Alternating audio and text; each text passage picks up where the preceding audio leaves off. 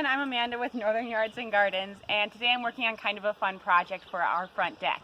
We love to sit out here in the evenings, but sometimes it can be very frustrating with the mosquitoes that come after us. So I'm working on creating a mosquito tent to go over our lounger. Let me show you what we've been up to so far. So right here we have a few things going on.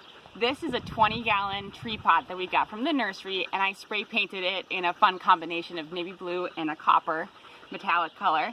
And then inside of it, you can see this is actually a 5-gallon shrub pot, also from the nursery.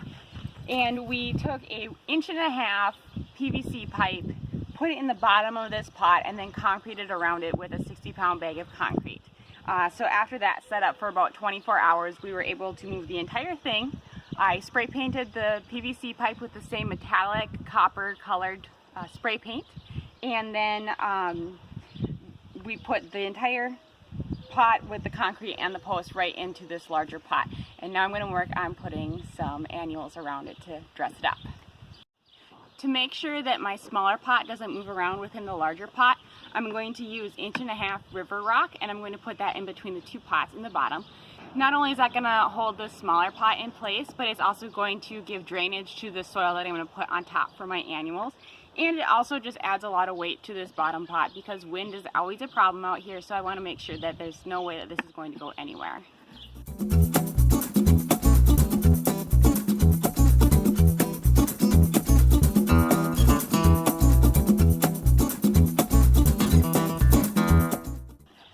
Alright, the next step is to fill it up to the top with potting soil.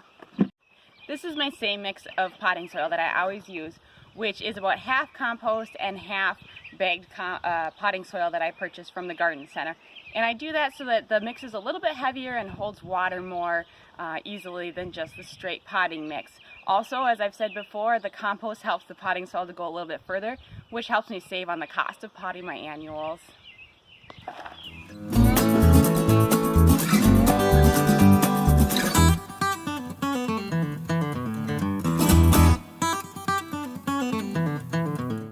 So I've been wanting to do this project since about early April. So of course I bought the plants for it way back in May, and the poor things have been sitting on my porch for months waiting to be put into a better home. They're not looking their best, but I'm hoping now that I get them into a larger pot and can take care of them and even give them a little bit of fertilizer, they hopefully will come around. So I'll show you the plants I'm going to be using for this pot now. This is a fun sedge. It looks like a grass, but it is a sedge, which is similar. That's going to give it an airy sort of look. I have a couple wave petunias, both a pink and a purple. Purple wave here. And the last plant I'm going to use is a geranium that has a nice hot pink flower to it. So I'll get those potted up.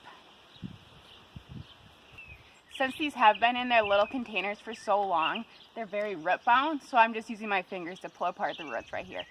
You don't have to worry about being gentle, they'll be fine.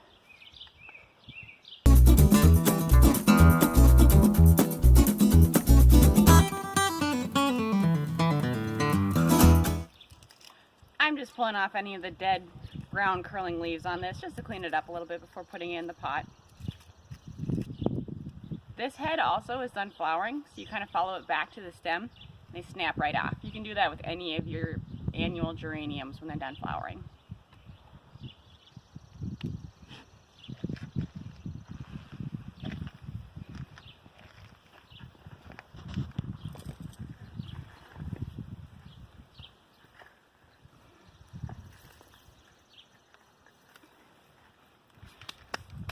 Alright, I'm going to get these watered in with a little bit of Miracle-Gro fertilizer.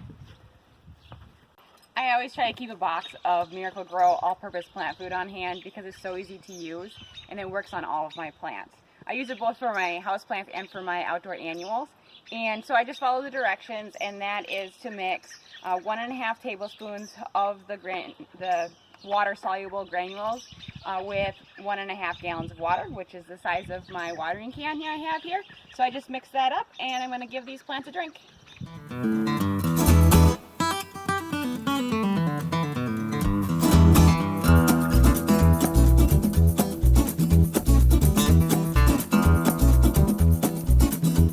Alright, time to get the other one finished.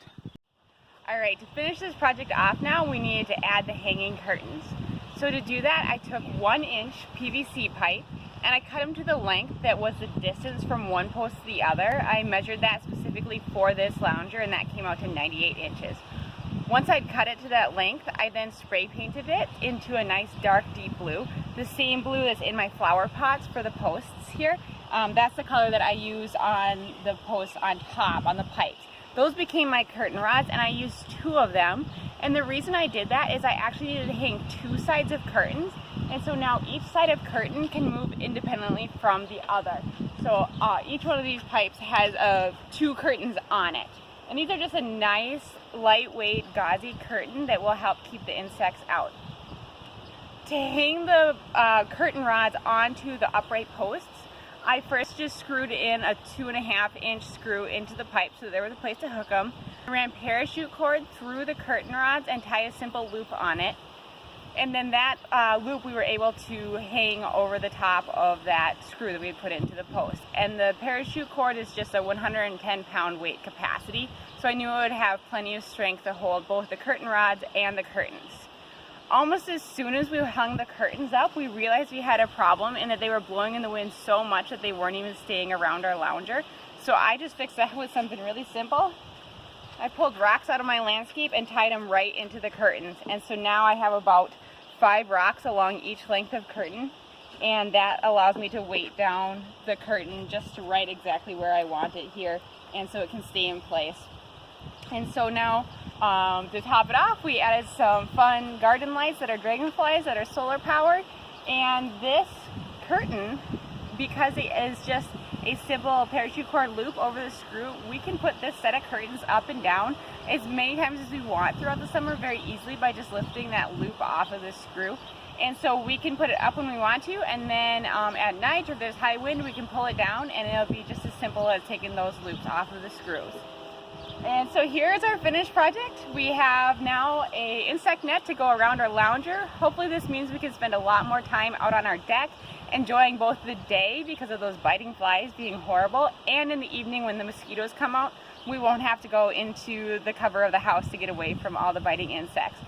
So we're just planning to spend a lot more time out here on our lounger, really enjoying this summer. If you have any questions about this project at all, make sure you leave a comment below so I can get those answered for you.